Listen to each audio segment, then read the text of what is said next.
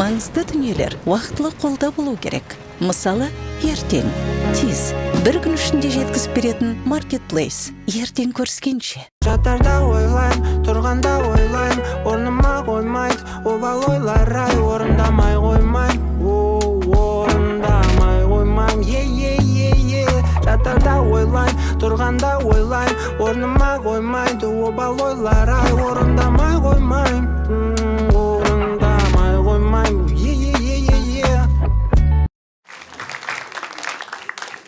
Ассалаумағалейкум, қалайсыздар? Мен есім Досмұхамед, жасым 29-да. И денсаулығым нашарлап кетті қазір. Артық салмақ бар, 105 килограмм салмағым. Менің салмағымды ужас деп отыр. Менің аяқ киімдерімді сөйтіп айтады киген кезде.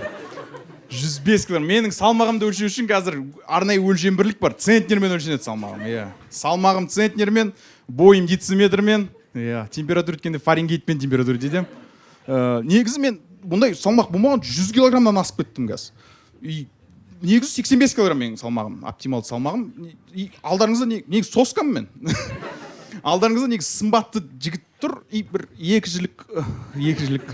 жілік соғым тұр. Кезінде формада болған соң, қазір форманы жоғалтқанда киім алғанда өте қиын. Киім алғанда мен киімнің бағасына қараймын. Өзім салмағыма қараймын, сосын тұрамда келесі жылы чуть-чуть форма жинап алайын, качаться етіп алайын, сосын аламын деймін да, өсіп жүргеніме 7 жыл болды уже. 7 жыл социологиядан бері ағай сияқты киінем. Мен бірақ қазір гардеробыма күрт өзгеріс келді, мен себебі жақында үйлендім. Рахмет, конечно, тыңдап алсаңыздаршы бірінші. Может, мен келіншегім жеп қойған шығармын. Сояқтан шығып атқан жерін артық 20 килограмм. Келіншегім үйлендім, менің үйленген жігіттер болса түсінетін шығар, гардеробымдағы трусылардың саны күрт азайып кетті. Бүтін трусылардың саны тура сондай. Просто кейбір трусылар әйелім ревизиясына өтпейді. Лақтырып отқыңыз дедім, жаным ол негізі вентиляция деп. Бірақ енді шыны керек кейбір трусылар мен браконьердің ауы сияқты мен. Ішіне қарас өтеді, сазан өтпей қалады, сондай. Әйелім бейті, мына басында тұрады, траулерді бейті тартып ана сетті. Мен арғы басында бейті балық сияқты секіріп атам. Бірақ мен бір айлам бар, мен лақтырайын өткенде айтам әйеліме. Жаным, мен ол трусыға адал болып жүргенім 7 жыл болды деп. Ойлашы, мен трусыға сондай адал болсам. Саған қандай адалмын деп. Ладно дейді көн қояды. Бүгін сол трусымен кеп отырмын. Бірақ денсаулық нашар қанша не қылсам да. Жусанға аллерген бар екен. Жусанға аллерген пайда болыпты. Жусан, білмейтін болсаңыздар, Қазақстанның территориясының 87% жусан бар. 87%. Мен үшін Қазақстан қазір дотадағы карта сияқты 13% ғана көрінеді, қалған бәрі қап-қара. Айтады ғой, ата-бабамыздың бізге қалдырып кеткен аманаты ол қазақтың жері деп. Мен, получается, қазақтың аманатына түшкіргенім бар.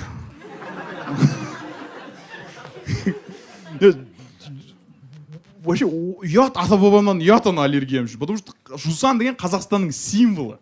Мен Италияда туылсам, бір пиццаға аллергиям болатын сияқты. Францияда туылсам, виноға аллергиям. Индияда туылсам, настроение болмайды мен. Қазақтың символы не? Келесі не аллергия менде? Келесі құмайтаз, одан кейін жүйрік атқа аллергия бола ма? Жусанға аллергиям бар. Жусанға аллергиям болғандықтан мен кітапханада Сайын Мұратбековтың полкысын сразу танып қоямын. Көзім қызарады, мұрнымнан су аға бастайды, сразу сезем. Сондықтан мен қазір кітапханаға жиі бармай, мен кітаптарды Тиз маркетплейсінен тапсырыс беремін.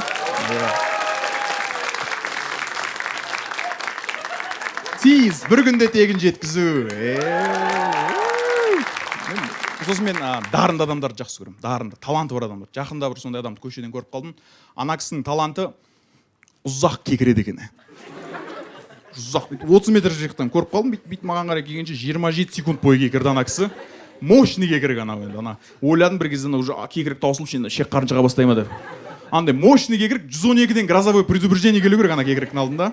Бірақ бір қызы кекіріп болды, ана кісі Құдайға шүкір деді. Мен ойладым, не деген благодарный кісі мынау деп. Или ол кісі ойлады, ішінен мен байқап болды да, блин, ішінен қазір не деген мерзкий мужик деген ойын, қандай иманды кісі екен деген ғой. өзгергісі келді ау деймін.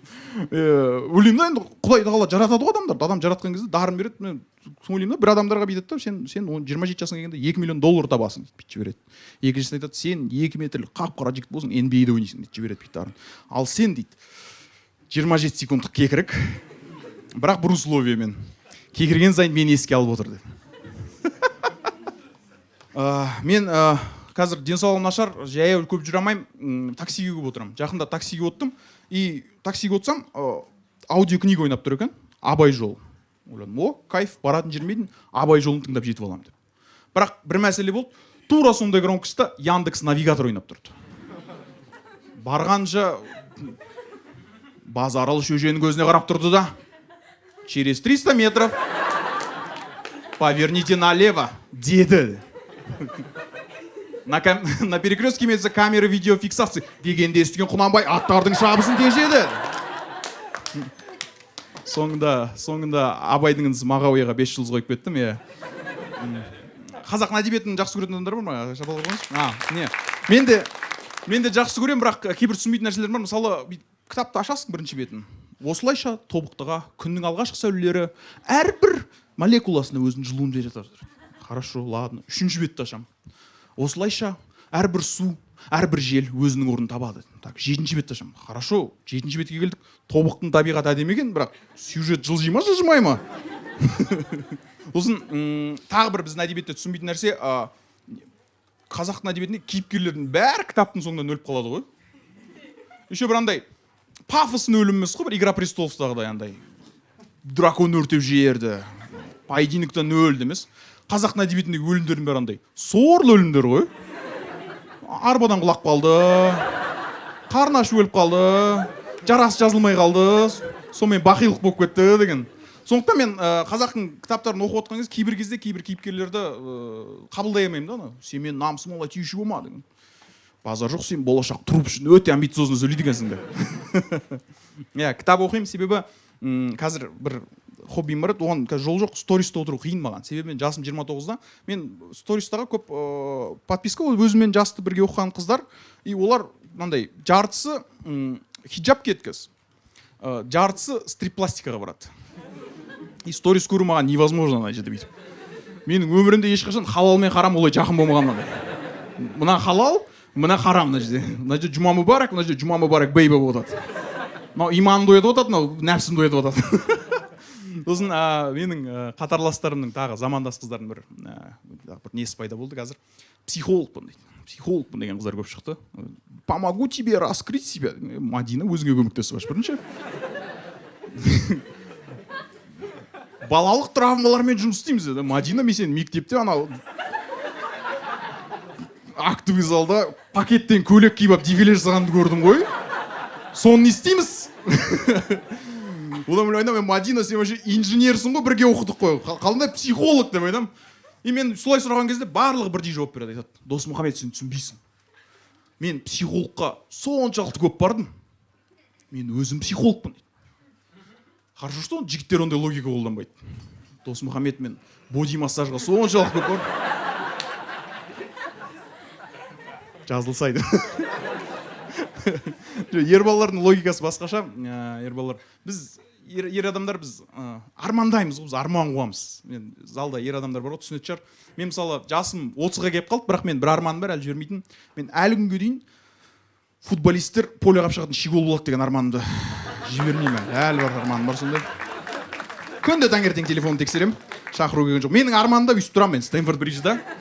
Мына жерде гимн лиги чемпионов ойнап жатады, доппит секіріп жатады. Мына жерде Кол Палмердің қолы тұрады. Кол Палмердің жасы менен 7 жас кішкентай, если что. Бүйтіп тұрамыз, бүйтіп.